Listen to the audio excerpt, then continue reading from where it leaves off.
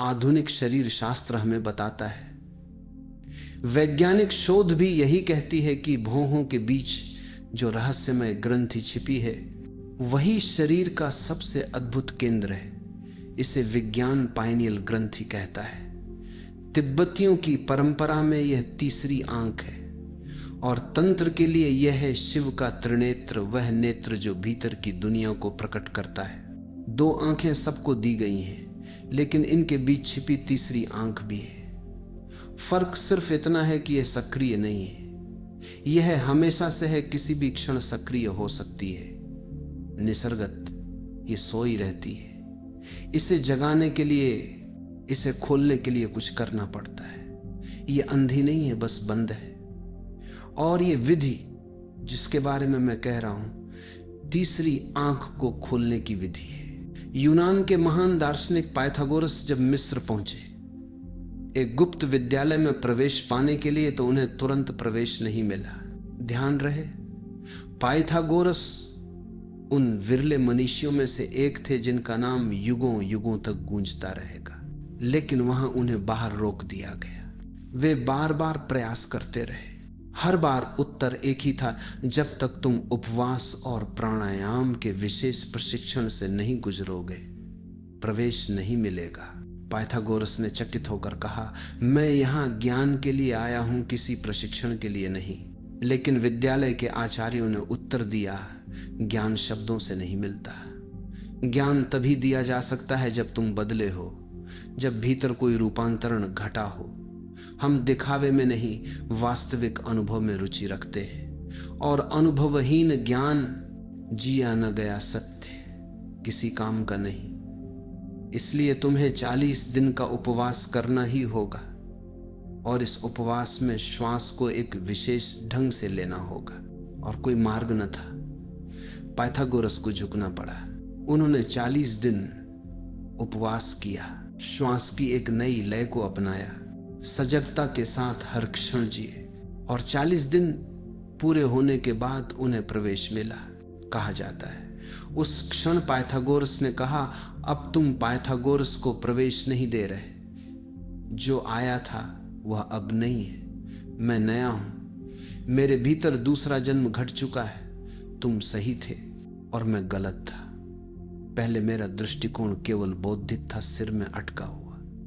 अब वह बुद्धि से उतरकर हृदय में आ गया है। अब मैं चीजों को जीकर अनुभव करके जान सकता हूं। इस प्रशिक्षण से पहले मैं केवल सोचता था, तर्क करता था। अब मैं महसूस करता हूं, जीता हूं। अब सत्य मेरे लिए कोई दर्शन नहीं रहा, अब यह जीवन बन गया है। अब यह तत्व मीमांसा नहीं है, अब यह अस्तित्व का प्रत्यक्ष अनुभव है। तो यह क्या प्रशिक्षण था जिससे वे गुजरे? यही तंत्र की 5वीं विधि थी। स्थान मिस्र का था, पर विधि भारतीय थी। 5वीं श्वास विधि। भौहों के बीच अवधान को स्थिर कर विचार को मन के सामने करो, फिर सहस्रार तक रूप को श्वास तत्व से, प्राण से भरने दो। वहां वह प्रकाश की तरह बरसेगा। पाइथागोरस इसे लेकर यूनान लौटे और वे पश्चिम के पूरे रहस्यवाद की नींव बन गए। आज भी पश्चिम में उन्हें अध्यात्म का पिता कहा जाता है। यह विधि गहनतम विधियों में से एक है। इसे समझने की चेष्टा करो। भौहों के बीच अवधान को स्थिर कर आंखें बंद कर लो। दोनों आंखें बंद रखते हुए दृष्टि को भौहों के बीच टिकाओ। मानो दोनों आंखों से तुम भीतर देख रहे हो। पूरा अवधान वहीं जमा दो। यह विधि एकाग्र होने की सबसे सरल विधियों में से है। शरीर के किसी और हिस्से पर अवधान को स्थिर करना इतना सहज नहीं। ये ग्रंथि पाइनियल विशेष है। ये अवधान को अपने भीतर खींच लेती है। यदि तुम इस पर अवधान रखो तो तुम्हारी दोनों आंखें तीसरी आंख से सम्मोहित हो जाएंगी। वे स्थिर हो जाएंगी, हिलेंगी नहीं।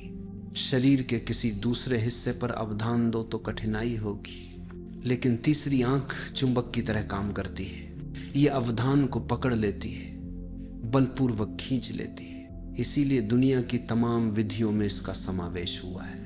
अवधान को प्रशिक्षित करने में यह सबसे सहज द्वार है। क्योंकि यहां केवल तुम ही प्रयास नहीं कर रहे होते, ये ग्रंथि भी तुम्हारी मदद करती है।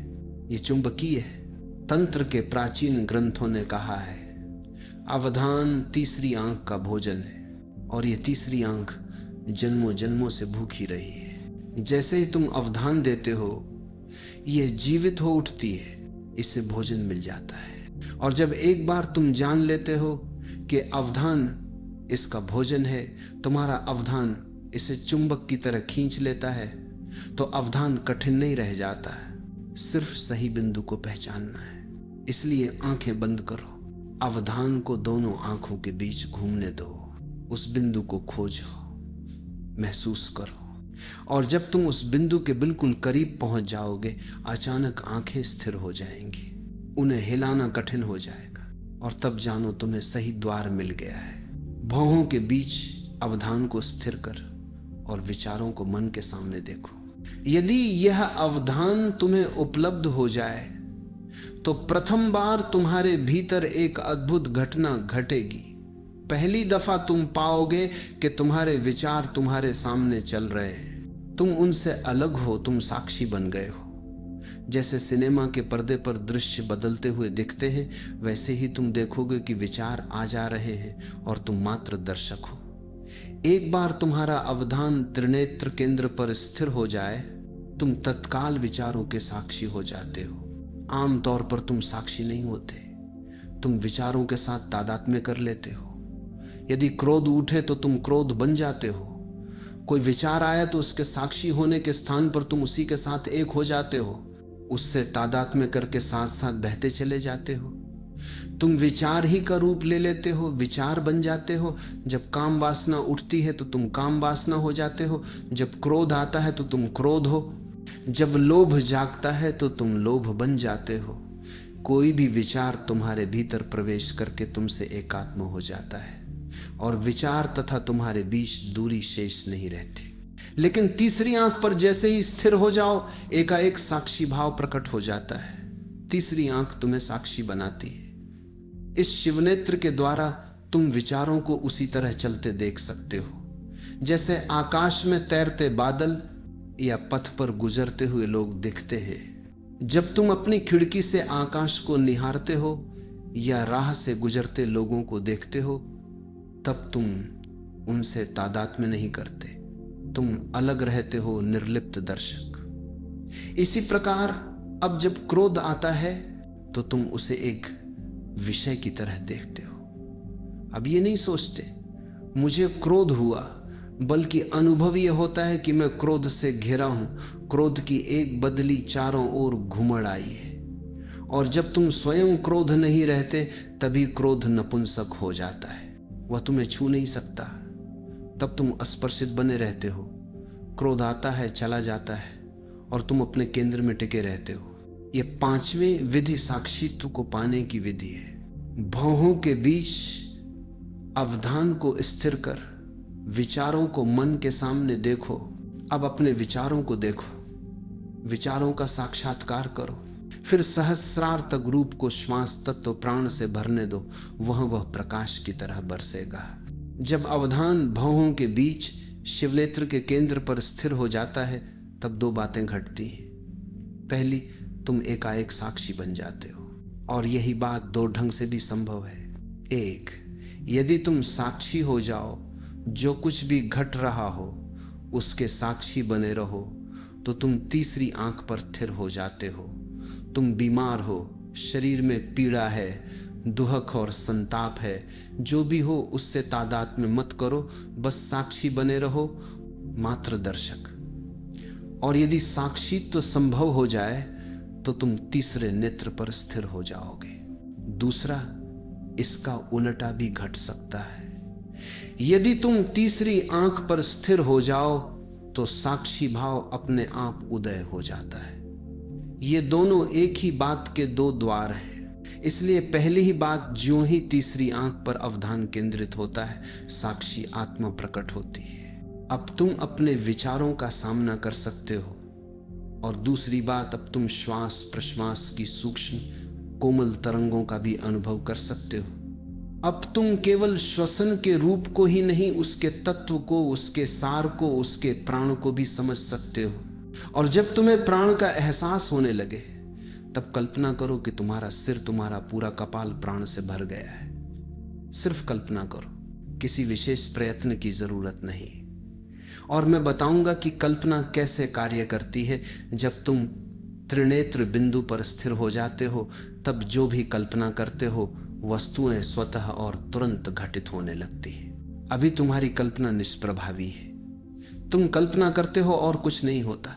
फिर भी कभी कभी अनजाने साधारण जीवन में भी चीजें घट जाती हैं। तुम अपने मित्र के बारे में सोचते हो और अचानक दरवाजे पर दस्तक होती है।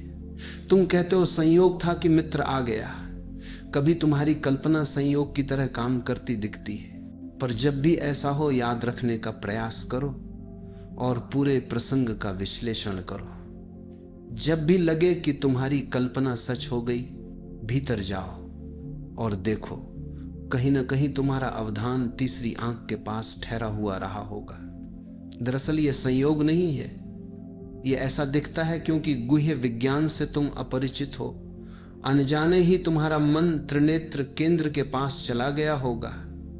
और यदि अवधान तीसरी आंख पर है तो किसी घटना के सृजन के लिए मात्र कल्पना ही पर्याप्त हो जाती है। यह सूत्र कहता है, जब तुम भौहों के बीच स्थिर हो और प्राण को अनुभव करते हो तब रूप को भरने दो। अब कल्पना करो कि प्राण तुम्हारे पूरे मस्तिष्क को भर रहा है, विशेषकर सहस्रार जो सर्वोच्च मनस्य केंद्र है। उसी क्षण कल्पना करो और वह भरता चला जाएगा। कल्पना करो कि वही प्राण तुम्हारे सहस्रार से प्रकाश की तरह बरस रहा है और वह झरने लगेगा। और उस प्रकाश वृष्टि में तुम तरोताजा हो जाओगे, तुम्हारा पुनर्जन्म हो जाएगा, तुम बिल्कुल नए हो उठोगे। आंतरिक जन्म का यही अर्थ है।